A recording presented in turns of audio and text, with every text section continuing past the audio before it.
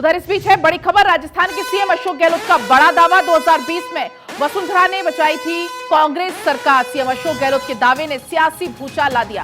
पूर्व सीएम बोली, हार के डर से झूठ बोल रहे हैं गहलोत, मेरे खिलाफ गहलोत का एक बड़ा षड्यंत्र। तो वसुंधरा राज्य की तरफ से फिर ये पलटवार इस पर किया गया है।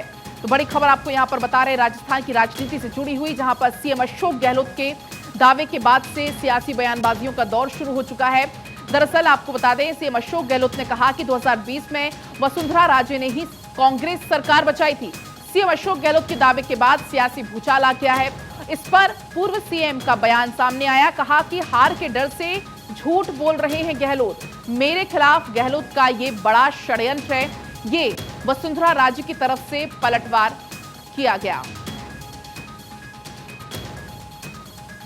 और चलिए तमाम जानकारी के साथ पॉलिटिकल एडिटर अदिति नागर जुड़ चुकी हैं। अदिति, अशोक गहलोत के इस बयान के बाद से राजस्थान की सियासत में एक भूचाल सा आ चुका है। देखिए करिश्मा, पिछले 4.5 साल में इसी बात को लेकर राजस्थान की राजनीति गरमाई, रह रहकर गरमाई।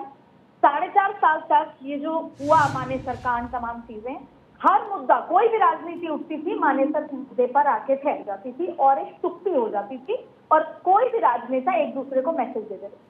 अब हमने थोड़ी देर पहले बात की थी कि आज आखिरी दिन है कर्नाटक चुनाव प्रचार का। तो अगर आज कर्नाटक चुनाव प्रचार का आखिरी दिन है तो आज से राजस्थान चुनाव प्रचार का पहला दिन शुरू होता है।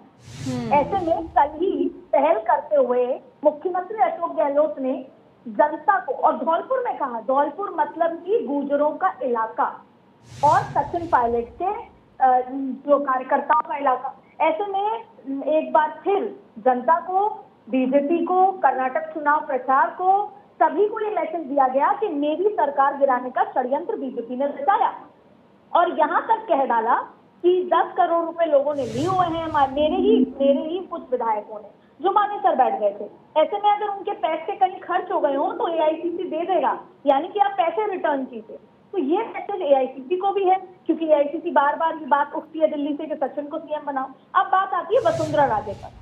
वसुंधरा राजे के लिए उन्होंने कहा, धन्यवाद दिया कि उन्होंने मेरी सरकार गिरने में मदद की। यानी सीधा सीधा भाजपा आलाकमान को ये मैसेज दिया कि जो आप चाहते थे उसे रोका वसुंधरा राजे, यानी कि पार्टी में फूट डलाने का काम। और ये खतरनाक राजनीतिक बयान था। ऐसे में भूचाल मचा, जो आप कह रहे हैं, और भूचाल मचते ही वसुंधरा राजे ने सफाई दी। उन्होंने कहा कि गिरा तो हम जब 2018 में 99 का आंकड़ा आया था, यानी कि 200 जब विधानसभा सीट है राजस्थान में, और जब तक 101 आपके पास नहीं आता तब तक आप सरकार के मैजिक नंबर पे नहीं हो, सरकार नहीं बना सकते। 99 आने के समय भी बीजेपी सरकार बना सकती थी अगर जोड़ तोड़ की राजनीति करती थी, लेकिन नहीं की, क्योंकि वो बीजेपी के सिद्धांत के खिलाफ था। तो सीधी बात यह है कि कर्नाटक का आखिरी दिन है चुनाव प्रचार का और राजस्थान का चुनाव प्रचार शुरू हो चुका है। ऐसे राजनीतिक बयान बार बार आएंगे और राजस्थान के वोटर्स को, राजनीति को बार बार बुझलाएंगे, भूचाल करेंगे। यानी कि अगले 6 महीने राजस्थान से ऐसे बयान आएंगे, सफाई आएगी, आरोप लगेंगे।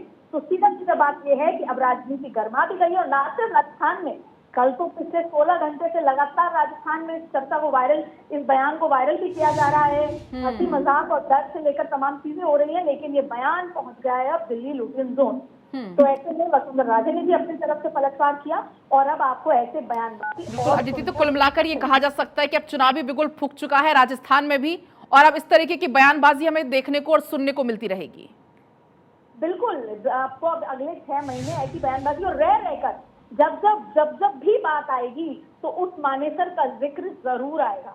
मानेसर का जिक्र आएगा और जनता के मन में ये बात बार बार कांग्रेस की तरफ से डाली जाएगी कि हमारी सरकार गिराने की कोशिश की गई थी। विकास की जहां बात होगी, जातिवाद की जहां बात होगी, हिंदू मुस्लिम, हिंदुत्व की जहां बात होगी, वहीं पर उस मानेसर कांड की बात होगी। यानी कि चुनाव प्रचार में तमाम विकास की योजनाओं के मुद्दे बीजेपी की तरफ से भी होंगे तो कांग्रेस की तरफ से भी। जहां पर चुनाव प्रचार में तमाम तरीके की बात होगी, वहां पर बार बार कांग्रेस उस मानेसर मुद्दे को उठाएगी और उसको भुनाएगी, और एक बार फिर सियासत चरम पर पहुंचने वाली है, शायद से दिल्ली से लेकर राजस्थान तक। बिल्कुल अदिति, बहुत बहुत आपका शुक्रिया तमाम बातचीत के लिए।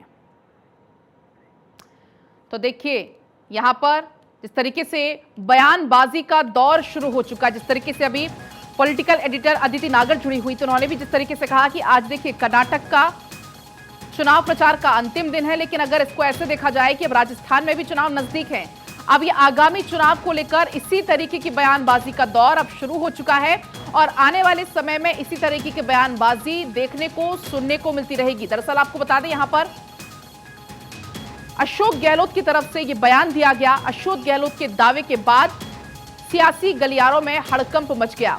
अशोक गहलोत ने कहा कि 2020 में वसुंधरा राजे ने ही सरकार बचाई थी और इसके बाद वसुंधरा राजे ने भी इस पर पलटवार किया और सफाई दी।